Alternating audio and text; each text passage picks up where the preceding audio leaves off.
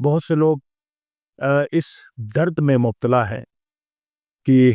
آپ کو پتہ ہے کہ ہر دوسرا گردے کا مریض ہے، اور گردے کے اندر پتھری کی شکایت تقریباً پوری دنیا کے اندر، اور بہت سے لوگ پریشان ہیں۔ تو آج میں ایک عظیم نسخہ قرآن سے دینا چاہتا ہوں۔ یہ مجرد نسخہ ہے، بلکہ کئی لوگوں نے آزمایا ہے، میں نے خود تجربہ کیا ہے، اور آپ تمام سننے والے اور دیکھنے والوں سے میں عرض کروں گا اس کو آزمائیں اور دیکھیں کہ قرآن کس قدر شفا ہے، کیونکہ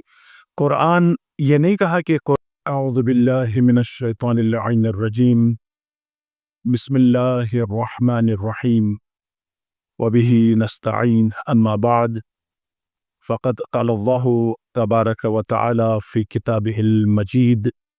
وفرقانہ الحمید وهو قولہ الحق۔ بسم اللہ الرحمن الرحیم وننزل من القرآن ما هو شفاء ورحمة للمؤمنین ولا یزید الظالمین الا خسارا۔ جیسا کہ پہلے میں نے عرض کیا کہ قرآن شفا ہے، قرآن رحمت ہے۔ اگر کوئی چاہتا ہے دنیا کی تمام مصیبتوں سے نجات پائے، کوئی چاہتا ہے کہ اس پرآشوب زمانے میں قلب مزدر کو سکون عطا کرے، اگر کوئی چاہتا ہے کہ تمام مصیبتوں اور فساد سے انسان بچ جائے، تو پیغمبر اسلام نے فرمایا اذا التبست علیکم الفتن کقطع اللیل المظلم فعلیکم بالقرآن۔ اگر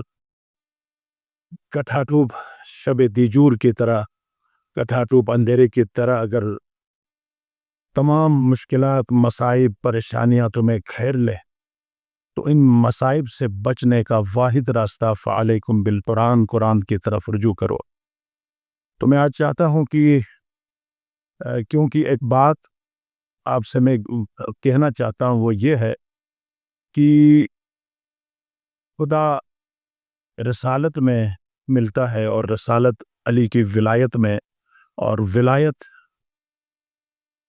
انسانوں کی حمایت، مومنین کی حمایت میں ولایت ملتی ہے۔ تو آپ اس حوالے سے ایک نسخہ، ایک نایاب نسخہ آپ کی خدمت میں عرض کروں گا، کیونکہ بہت سے لوگ پریشان ہیں، بہت سے لوگ اس درد میں مبتلا ہیں کہ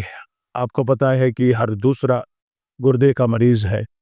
اور گردے کے اندر پتھری کی شکایت تقریباً پوری دنیا کے اندر، اور بہت سے لوگ پریشان ہیں۔ تو آج میں ایک عظیم نسخہ قرآن سے دینا چاہتا ہوں۔ یہ مجرد نسخہ ہے، بلکہ کئی لوگوں نے آزمایا ہے، میں نے خود تجربہ کیا ہے، اور آپ تمام سننے والے اور دیکھنے والوں سے میں عرض کروں گا اس کو آزمائیں اور دیکھیں کہ قرآن کس قدر شفا ہے، کیونکہ قرآن یہ نہیں کہا کہ قرآن دوا ہے، قرآن شفا ہے، لیکن ساتھ رحمت بھی ہے، اور ساتھ ساتھ لیکن ڈاکٹر اور دوائیوں میں شفا ہے، لیکن ساتھ ساتھ زحمت بھی ہے۔ جیسے آپ اگر خود اسی پتھریوں کے حوالے سے یا شعاؤں سے نکالتے ہیں یا آپریشن کرتے ہیں، لیکن اگر کوئی سورہ انشراح، بسم اللہ الرحمن الرحیم، الم نشرح لک صدرک ووضعنا عنک وزرک الذی انقض ظہرک ورفعنا لک ذکرک فإن مع العسر یسرا ان مع العسر یسرا فإذا فرغت فانصب وإلی ربک فرغب۔ اگر یہ سورہ چھوٹا سا سورہ ہے 30ویں سپارے میں، اگر کوئی زعفران اور عرق گلاب سے اس سورے کو لکھ کر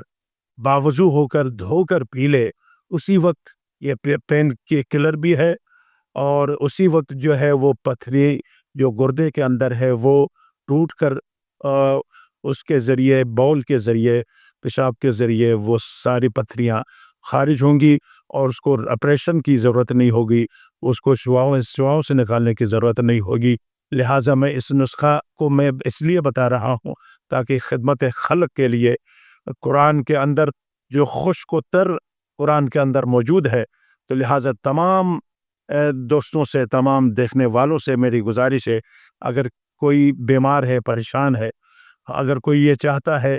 کہ اس گردے کی جو ہے نا وہ علاج ہو اور وہ پتھریاں جلد نکلے بغیر زحمت، کیونکہ ڈاکٹر اگر نکالتا ہے تو زحمت کے ساتھ، لیکن قرآن جب نکالتا ہے اور رحمت کے ساتھ ہے۔ زحمت اور رحمت میں صرف ایک نقطے کا فرق ہے،